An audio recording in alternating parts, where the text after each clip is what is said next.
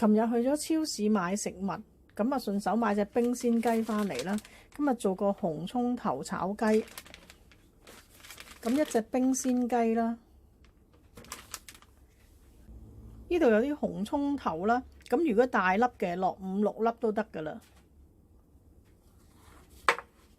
有啲薑同埋有幾粒蒜頭。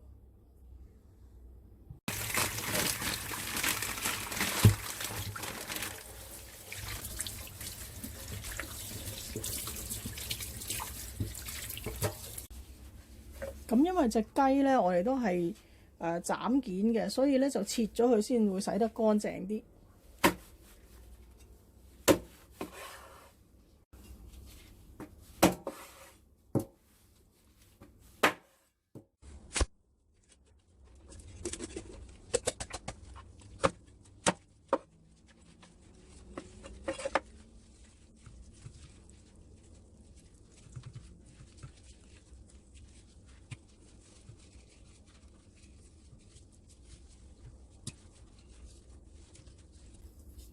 咁呢啲脂肪掹走佢啦，呢啲雞膏唔要啊。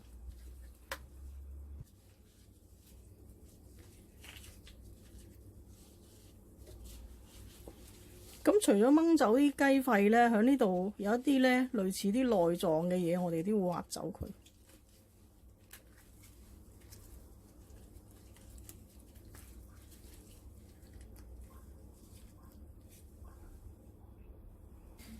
呢度咧有啲殘留嘅氣喉。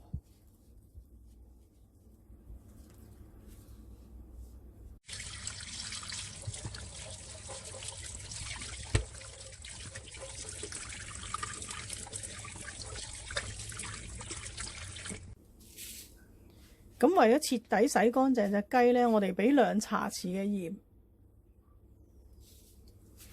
咁啊捽勻佢，省一省佢。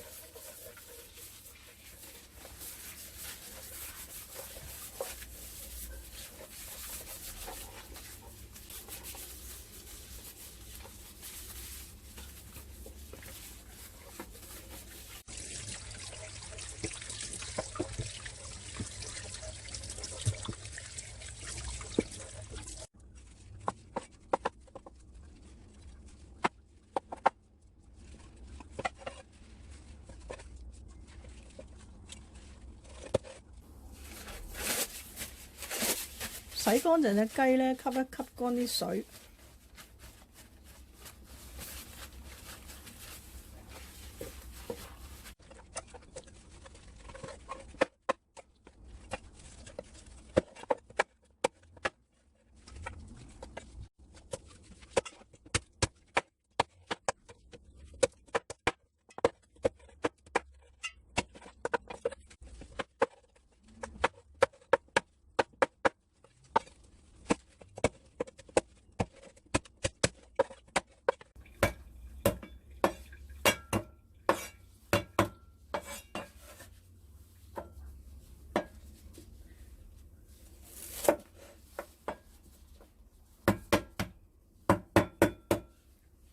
呢啲葱頭咧，略為拍下就得㗎喇。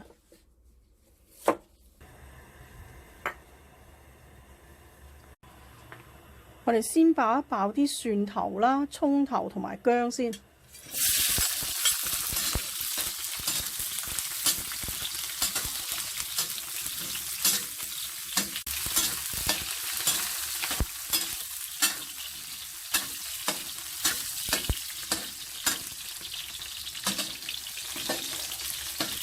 咁我哋將啲葱頭啊、薑嗰啲撥埋一邊，啲雞擺落去先煎一煎。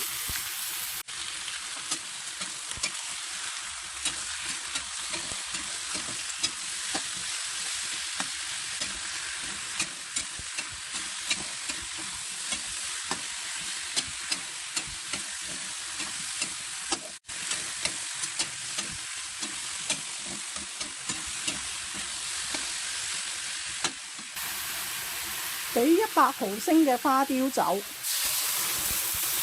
唔需要加水，因為呢啲冰鮮雞會出水。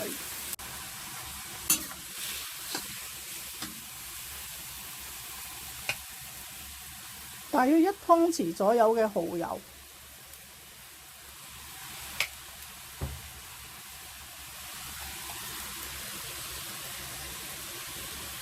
，2茶匙嘅糖。咁我哋差唔多煮到佢得先至俾鹽。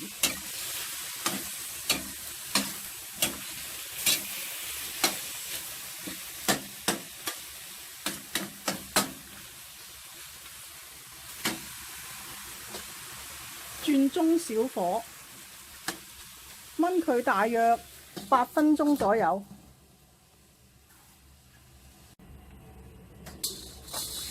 依家燜咗佢4分鐘，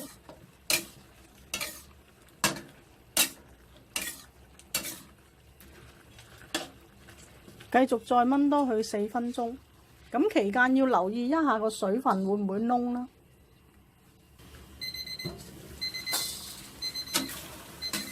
依家燜咗佢8分鐘。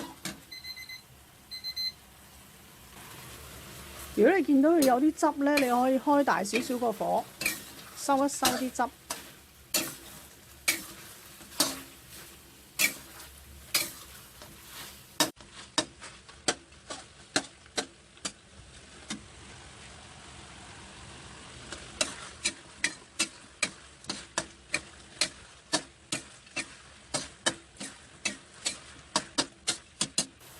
見到佢啲汁都收咗咧，我哋就調翻個味。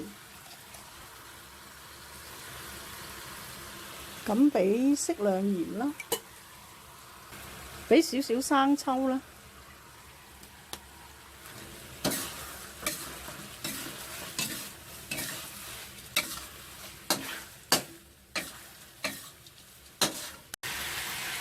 咁上碟前咧，你可以俾啲芫茜或者俾啲葱都得。